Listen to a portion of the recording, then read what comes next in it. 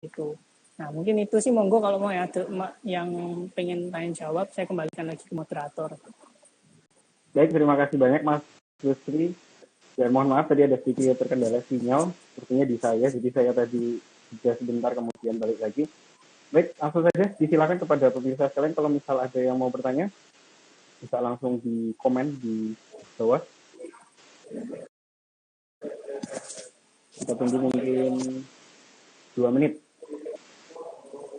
atau lebih.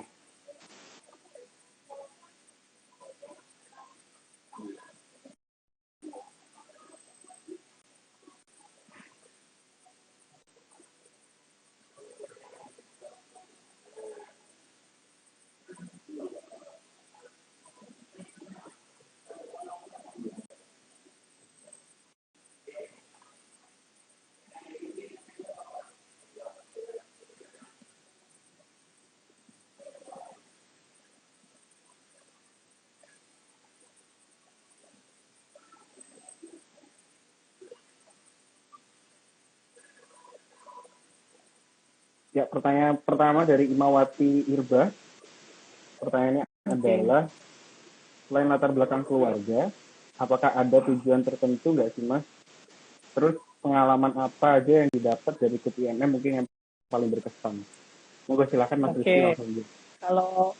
Kalau untuk latar belakang keluarga, mungkin salah satunya saya masih ingat banget, mungkin kalau ada di sini ada salah satu senior saya namanya Mbak Nesya. Nah itu dulu yang ngajak saya ikut IMM. Awalnya saya tuh nggak terlalu tertarik ikut IMM, selain karena awalnya saya dulu di IPM tapi nggak terlalu, saya cuma IPM di ranting aja, dan memang dulu latar belakang keluarga, latar belakang sekolah yang Muhammadiyah, terus memang nggak punya keinginan untuk terlalu ikut beraktif organisasi yang sifatnya mungkin berbackground keagamaan dan lain sebagainya gitu. Jadi saya dulu salah satunya dikader oleh Mbak Nesya gitu. Itu sih kalau pengalamannya banyak. Mungkin saya sekarang malah punya teman-teman yang menurut saya luar biasa sih, yang punya banyak keahlian di berbagai bidang. Saya bertemu dengan berbagai macam orang. Mungkin salah satu teman seperjuangan saya mungkin yang seperti kemarin ada Mas Sapar, itu juga itu teman saya kenal di MM, kenal Mas Sapar. Terus ada Mbak Ayun, Lina, itu teman-teman saya di MM semua itu. Itu sih untuk Mbak Irba ya. Oke, kemudian pertanyaan kedua dari Imawati Siti ya. Adakah kendala dari semua set goals yang sudah Mas Rizky tetapkan? Terus kemudian kira-kira versi Mas Rizky untuk mengatasi kendala itu bagaimana? Apakah dialihkan diganti dengan goals lain atau tetap berusaha mati-matian untuk mencapai goals itu? Oke, kalau saya mungkin dulu waktu kuliah tipikal orang yang cukup idealis gitu ya. Jadi saya kalau sudah nentapin set goal ya harus segitu. Mungkin ini salah satu kekurangan saya. Saya terkadang agak perfeksionis untuk hal yang seperti itu dulu. Akhirnya mau nggak mau, sebenarnya saya menyesuaikan juga sih dengan kondisi keluarga. Memang saat itu memang sedikit ada kendala di masalah finance terkait dengan keluarga saya kayak gitu. Terus akhirnya awalnya saya tuh nggak pengen terlalu cepat-cepat lulus kuliah, karena memang posisinya saat itu saya sedang di masa puncak-puncaknya saya mendapatkan namanya apa ya, semacam kayak ini loh pengalaman organisasi terbaik yang saya miliki kayak gitu. Terus namun ada keadaan lain, akhirnya saya juga gimana caranya organisasi saya jalan tapi kuliah saya juga tetap jalan dan selesai. Akhirnya waktu itu saya mempercepat kuliah saya, yang awalnya dulu itu saya hanya ingin lulus 4 tahun seperti lulusan biasa-biasa kayak gitu yang pada umumnya, tapi saya akhirnya coba berusaha set goal lebih. Akhirnya dengan keadaan kegiatan organisasi yang padat banget, saya ambil kuliah tetap 24 SKS, ya alhamdulillah lulus bisa kumlot, walaupun memang mungkin bagi di zaman sekarang kumlot itu bukan hal spesial ya kayak gitu, tapi pada saat mungkin setahun 2 tahun yang lalu dirasa bahwa hal itu menjadi mungkin memang tidak terlalu spesial karena banyak banget lulusan kuliah UGM yang kumlot. Cuma yang menurut saya itu yang menjadi value-nya itu bukan masalah kumlotnya, tapi ketika memang kumlot itu adalah tuntutan apa ya istilahnya kayak kewajiban kita sebagai mahasiswa. Tapi di sisi lain kita itu punya selling value yang lebih itu loh, yang bisa kita tawarkan, baik itu untuk melanjutkan pendidikan yang lebih tinggi maupun berkarir sesuai dengan yang diinginkan gitu sih. Jadi kalau saya tipikal selama masih realistis untuk dicapai ya capailah. Kalau memang tidak memungkinkan sebagaimana mungkin mencari win-win solusinya. Seperti itu sih. Baik, terima kasih Mas. Ini mungkin pertanyaan terakhir nih dari Imawati Irza. Ya. Ya, penasaran dulu pas Mas jadi ketua IMM BSKM, gimana cara Mas merangkul IMM UGM sama UNY, kan karakternya agak kelihatan berbeda gitu. Padahal ya nggak gitu sih, kayaknya sama aja. Monggo Mas, silakan. Ya. Pengalaman kalau saya dulu pada saat saya jadi ketua BSKM, saya melihatnya bahwa saya tidak terlalu membedakan antara UGM dan UNY. Yang penting sih pada saat itu adalah gimana caranya berkegiatan, karena kegiatan itu adalah kunci untuk menggerakkan organisasi sih. Nah, akhirnya saya berpikir pada saat itu dulu mungkin ada kegiatan yang sifatnya wajib dulu aja, seperti perkaderan, terus kegiatan-kegiatan yang memang sudah rutin. Nah, itu dijalankan dulu, baru kita akan mikirin kegiatan-kegiatan yang sifatnya additional. Setelah kegiatan yang primer itu terlaksana, baru sebenarnya disitulah nanti lama-lama karakter kita akan terbentuk sih, kayak gitu. Dulu waktu sama anak UNY ya seperti pada normalnya memang karakternya berbeda, tapi ketika sambil jalan berkegiatan terus, akhirnya kita tetap bisa kerja sama, kayak gitu sih. Intinya gitu, banyak-banyakin berkegiatan bareng.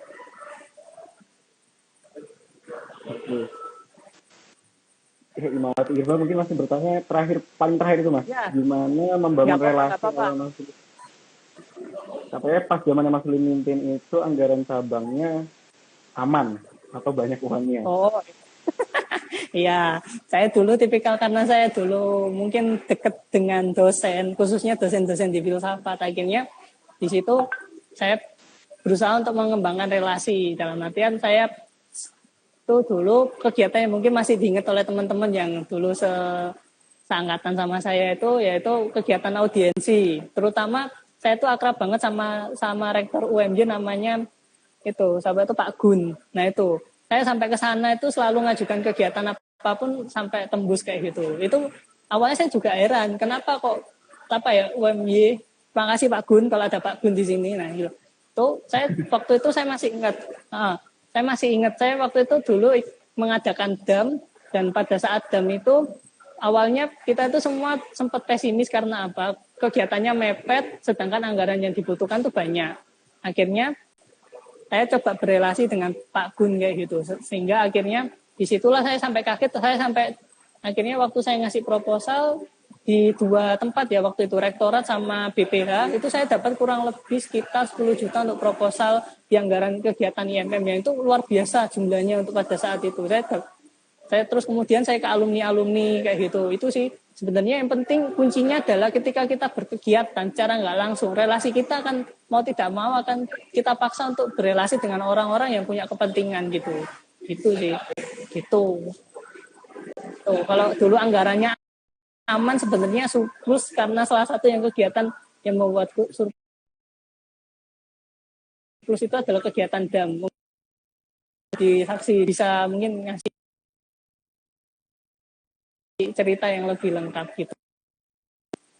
Nggak apa-apa, dikasih waktu kita panjangin dikit aja nggak apa-apa, karena tadi kan sempat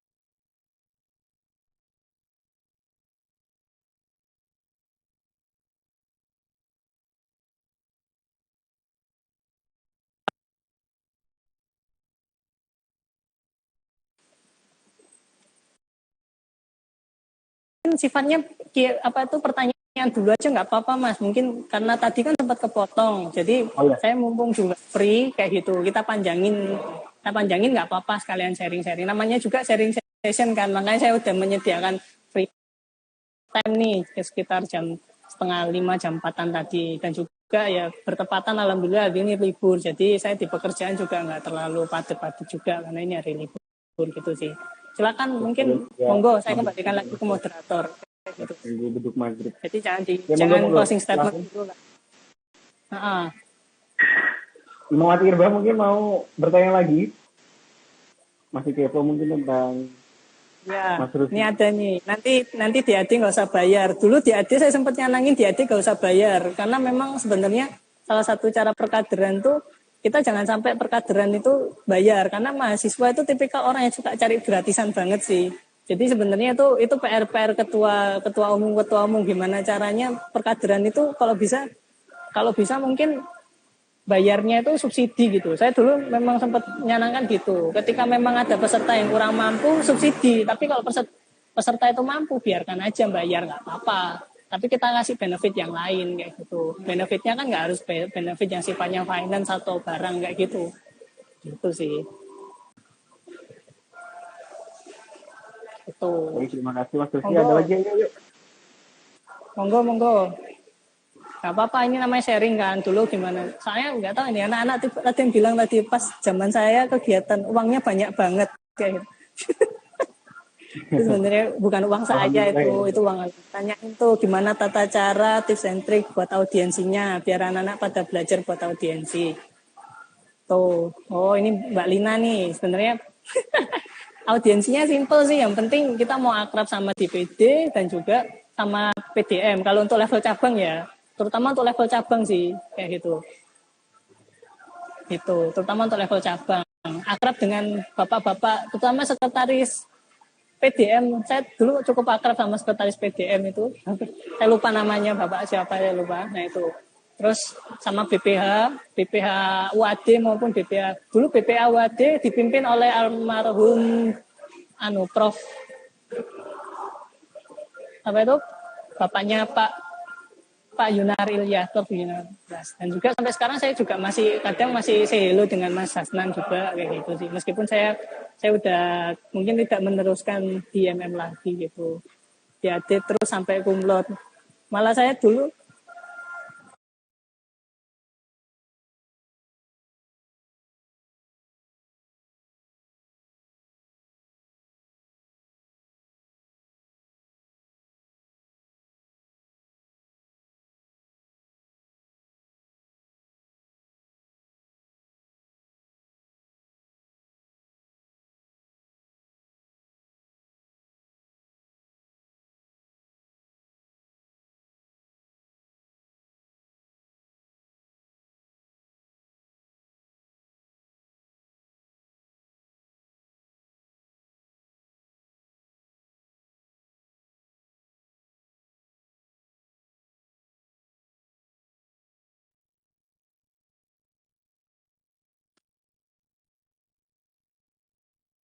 akademik itu nggak melulu soal IPK.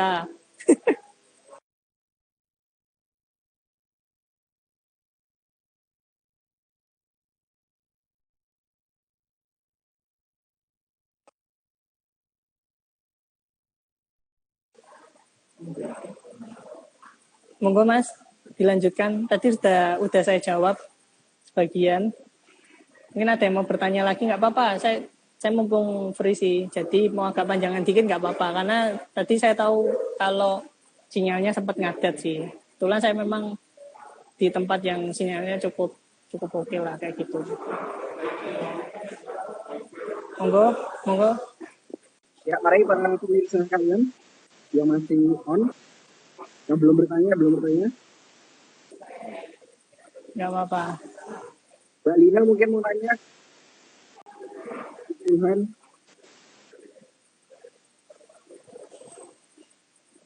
Mbak Dina. Oh, pertanyaannya Mas Afif. Pertanyaan Mas Afif. Bentar. Oh, ini Mas. Masih ada nggak buat mahasiswa tua untuk berprestasi secara akademik? Mungkin kesempatan. Masih banget, soalnya kuliah nggak melulu soal akademik sih. Yang penting sih menurut saya malah kumlot itu memang bagus, tapi bukan segalanya. Yang penting itu menurut saya ketika kita bisa mempertanggungjawabkan apa yang kita lakukan saat kuliah. Saya dulu kuliah cepat memang untuk mempertanggungjawabkan kewajiban saya sebagai anak agar bisa membantu orang tua kayak gitu sih. Dulu kayak gitu. Memang setiap orang beda kayak gitu. Jadi nggak bisa dipukul rata sih.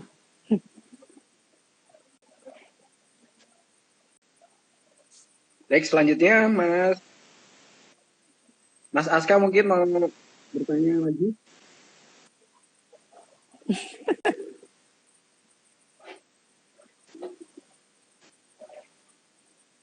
Pertanyaan Mas Afif sudah dijawab.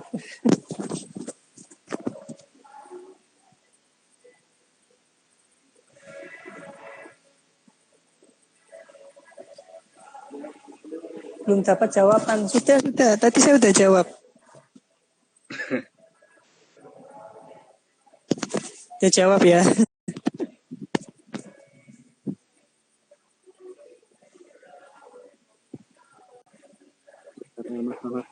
Om kenapa mau jadi ketum cabang? Kenapa ya? Dulu mungkin pada saat itu memang saya kurang tahu. Tanyakan sama formatur. Saya dulu malah dulu tidak ada keinginan apapun untuk jadi ketua cabang gitu. Tanyakan sama formatur kalau itu. Mungkin banyak orang lain yang bisa jelasin lebih detail.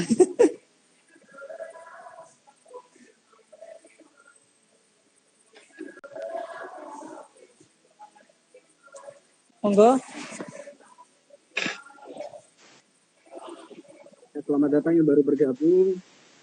Sekarang kita sampai di sesi tanya jawab. Silakan kalau apapun ingin diutarakan terkait organisasi atau kegiatan apapun. Silakan.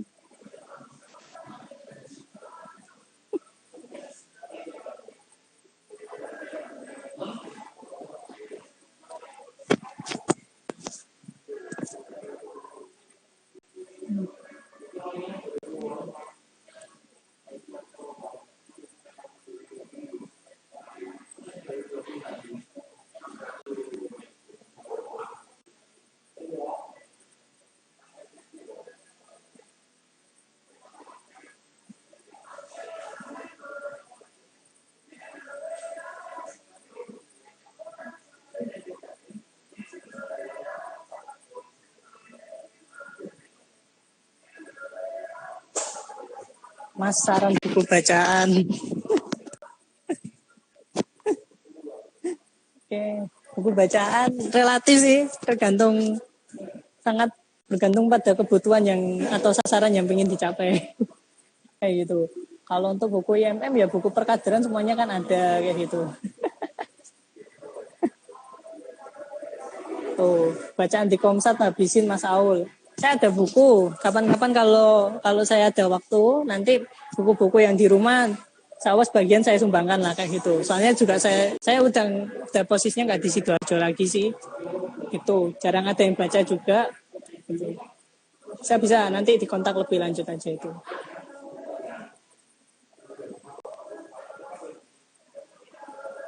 Mas Aul di PKM. Yang dibaca mungkin Mas sekarang Mas. Saya dulu kalau conference di luar negeri belum pernah sih, tapi kalau conference international conference pernah kayak gitu. Dulu di UC international conference-nya terkait dengan filsafat Nusantara itu sih. Kalau international conference luar negeri belum pernah. Ini gitu.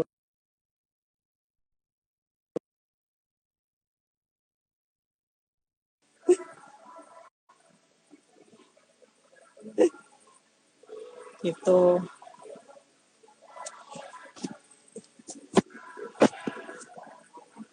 Oh nggak apa-apa, saya free sih.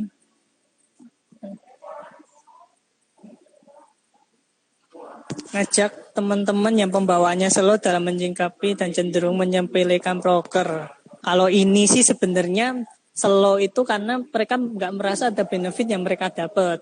Nah, kalau menurut saya sih sekarang ya, terutama saya juga di kerjaan kan juga di tim marketing communication nih. Jadi secara nggak langsung mungkin bedanya dulu yang saya guide kader, sekarang yang saya guide customer kayak gitu. Nah, kalau saya melihat persamaannya antara kader di kuliah dan juga customer di kerjaan saya itu, yang saya lihat sih sebenarnya itu apa ya istilahnya punya selling value yang ditawarkan. Kalau pembawanya slow mungkin bisa jadi posisinya memang dia nggak dapat sesuatu yang menurutnya itu penting kayak gitu sih itu. Jadi kalau menurut saya sih bikin kegiatan-kegiatan yang memang bukan karena hits aja, tapi karena memang itu penting kayak gitu. Itu sesuaikan dengan minat bakat. Mungkin satu, karena menurut saya di situ itu peran instruktur sih. Ketika kegiatan itu nggak tepat sasaran atau kegiatan itu tidak sesuai dengan profil kader, maka sebenarnya yang patut kita pertanyakan adalah bagaimana instruktur memberikan insight ke pimpinan baik itu komisaris, terutama pimpinan cabang ya, untuk mengkoordinasikan komisariatnya gitu sih. Sebenarnya waktu di situ kan instruktur punya profiling kader nih. Disitulah database kader bisa dimanfaatkan. Itu. Jadi database kader dimanfaatkan, kita tahu profiling kader seperti apa. Nah, ketika sudah tahu profilingnya, maka sebenarnya kita bisa merencanakan nih event-event apa yang bisa tepat sasaran untuk kader-kader yang ada di setiap komisariat. Karena setiap komisariat itu pasti punya ciri khas dan karakteristik masing-masing. Ada komisariat yang memang cenderung anak-anaknya itu tipikal yang religius, ya berikanlah kegiatan-kegiatan religius yang memang unsur-unsur religiusitasnya kuat kayak gitu. Ada kegiatan yang mungkin senangnya intelektualitas, berikan kegiatan intelektualitas. Kalau perlu support mereka untuk bertemu dengan tokoh-tokoh penting di Muhammadiyah sih. Karena itu salah satu jalur ya untuk bisa mendapatkan semacam pride di Muhammadiyah gitu sih.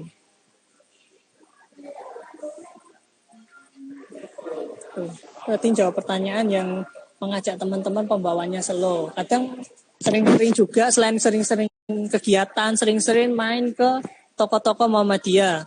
Di situ teman-teman bakalan dapat insight yang menurut saya menarik sih. Tuh.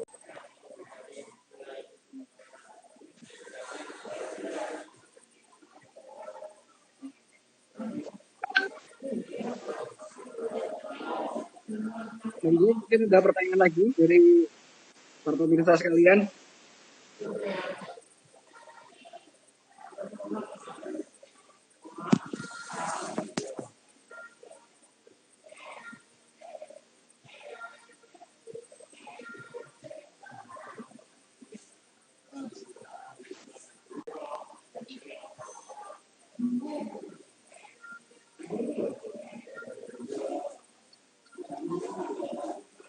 Nah itu main ke rumah dosen Muhammadiyah tuh bisa tuh ya. Mas Givari tuh pembina IMM UGM itu sering-sering di Mas Fani. Free pertanyaannya free. Masih free kalau saya free sampai mungkin 5 menit sebelum buka puasa lah. Oke. Siap. Gak apa-apa ya. Iya aja sih. Time.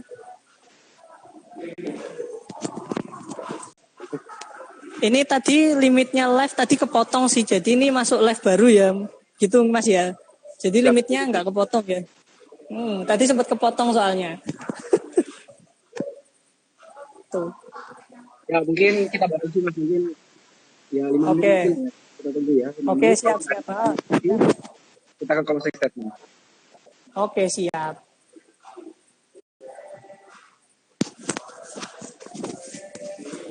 Nanya yuk. 5 menit lagi.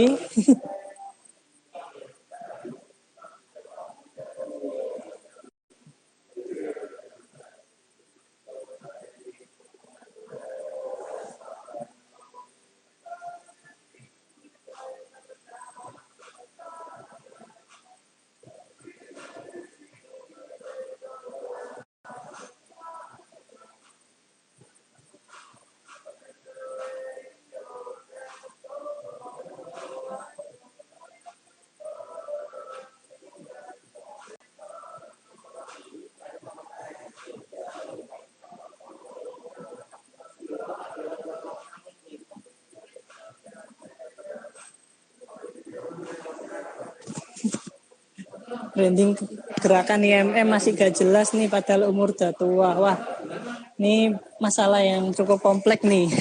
Soalnya kalau masalah branding sebenarnya itu masalahnya itu sangat struktural, mulai dari DPP sampai komisariat. Nah, sebenarnya memang harusnya sih ya, kalau menurut saya IMM sekarang tuh gerakannya harus gerakan-gerakan yang sifatnya mungkin lebih transformatif sih. Jadi nggak sekedar gerakan-gerakan ideologis gitu loh. Jadi bisa gerakan-gerakan yang memang mungkin kesannya lebih berusaha untuk menangkap market juga. Tapi sisi ideologisnya juga harus ditangkap juga. Gitu sih. Karena saya juga merasa sih kalau gerakan-gerakan mahasiswa zaman sekarang mulai ditinggalkan. Karena mungkin sekarang zamannya ngetral dengan digital transformation dan lain sebagainya, sehingga orang-orang lebih tertarik untuk belajar coding, belajar digital marketing. Nah, mungkin malah menurut saya di situ malah menjadi salah satu mungkin pasar yang bisa diambil oleh IMM untuk membranding juga. Karena IMM kesannya bagi mahasiswa sekarang kan apa sih gerakan mahasiswa itu paling isinya demo dan lain sebagainya. Nah, jangan sampai kesan-kesan yang kayak gitu itu masih terbawa sampai sekarang. Jadi semacam selain gerakan ideologis, jadikan IMM itu gerakan-gerakan epistemik kayak gitu. Ya ini bahasanya cukup berat ya. Ini gerakan-gerakan yang sifatnya untuk pengembangan skill, untuk pengembangan mungkin pengembangan bisnis juga. Mungkin dari sana kayak dulu Mas Fani juga dulu awalnya belajar bisnis juga salah satunya lewat IMM juga, jaringan-jaringan yang dipakai bisa juga dimulai dikembangkan dari IMM gitu sih. Jadi nggak sekedar untuk gerakan ideologi saja, tapi ada juga gerakan-gerakan yang sifatnya lebih lebih familiar gitu sih. Itu simpelnya sih, intinya gerakan itu nggak cuma untuk diri sendiri, tapi bagaimana kita ketika bisa memenuhi kebutuhan kader, maka kader secara otomatis akan memperhatikan sisi-sisi ideologis gitu sih. Jadi jangan jadikan ideologi Muhammadiyah itu dijadikan pasar barang jualan utama, tapi berikan sesuatu yang mereka butuhkan, maka ketika mereka menyenangi itu, mereka akan berusaha untuk mempelajari apa yang sebenarnya dicita-citakan oleh Muhammadiyah gitu.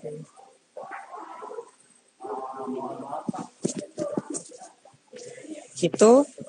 Mungkin ada lagi. Monggo. Itu tadi saya menjawab pertanyaan Mas Hanif ya.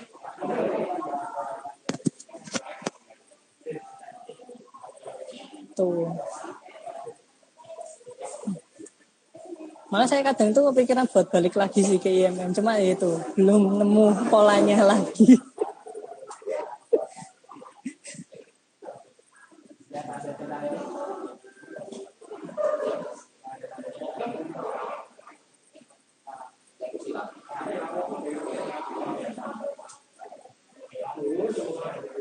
Gimana? Mungkin satu pertanyaan lagi deh terakhir, mungkin bisa sebelum closing statement. Satu pertanyaan terakhir ini belum. Ya baik, mungkin sambil menunggu pertanyaan lain, saya sedikit review ya tadi apa yang disampaikan oleh Mas Rifli terkait dengan tema kita hari ini, yaitu bagaimana supaya kuliah lancar. Jadi kita jelas dari pertama kemudian Mas Rusli juga pernah trial di beberapa organisasi yang itu nanti membuat pengalaman itu semakin perfect gitu. Kemudian yang kedua adalah harus punya step goal, jadi punya tujuan tahapan-tahapan yang ingin diraih selama berorganisasi maupun belajar. Kemudian yang ketiga, mendalami apa yang menjadi karakter kita masing-masing. Mungkin ada yang pede atau cukup pemalu tapi punya kelebihan di bidang lain, dan itu harus dimaksimalkan. Kemudian terakhir adalah menentukan organisasi-organisasi yang akan mendukung karir kita ke depan. Itu sedikit review dari saya. Oke. Pertanyaan terakhir.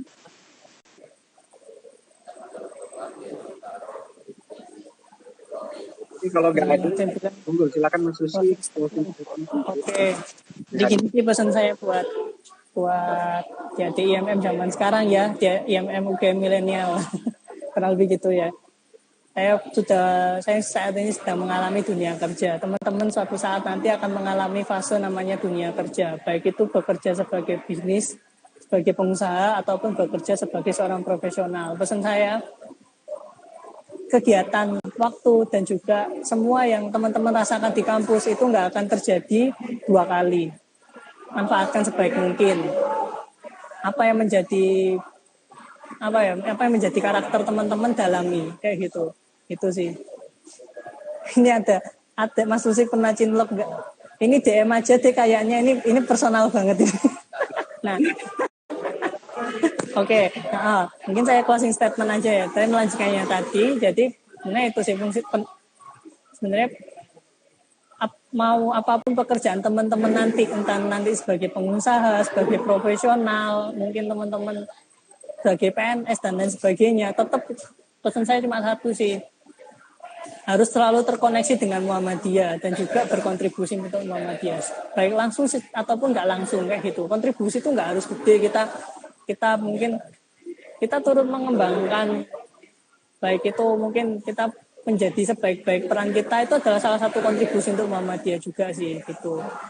Kalau di MM yang mendukung karir di bagian apanya ya Mas, mendukung karirnya terutama di relasi sih. Jujur saya akhirnya ketika punya permasalahan yang terkait dengan mungkin karena pekerjaan saya sebagai data analis gitu ya, dan juga brand support, saya kan sering kesulitan untuk belajar IT, padahal kebanyakan pekerjaan yang berhubungan dengan statistik. Saya akhirnya punya teman yang juga salah satu temen itu sekarang S2 di UGM juga. Akhirnya saya tahu nih, saya dulu saya kan kuliah di filsafat, nggak pernah tuh kenal namanya SPSS, Python, R. Nah, saya lama-lama belajar itu juga akhirnya tahu nih, oh ternyata seperti itu.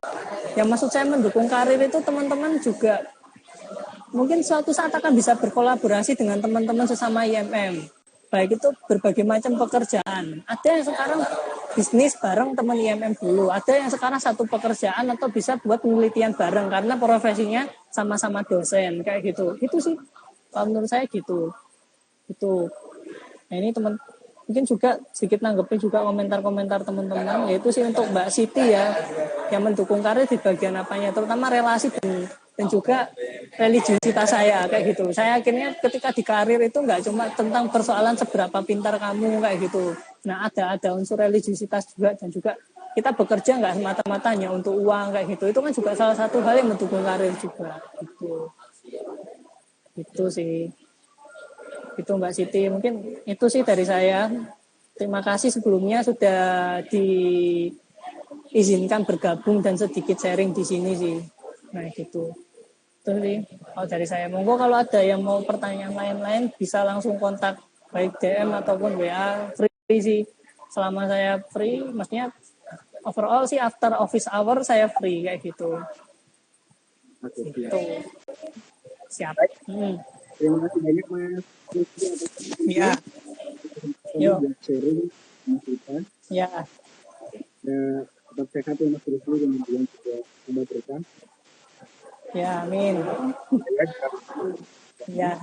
Kemudian terima kasih banyak buat teman-teman pertanyaan. Banyak sekali tadi penjelasan. Oke.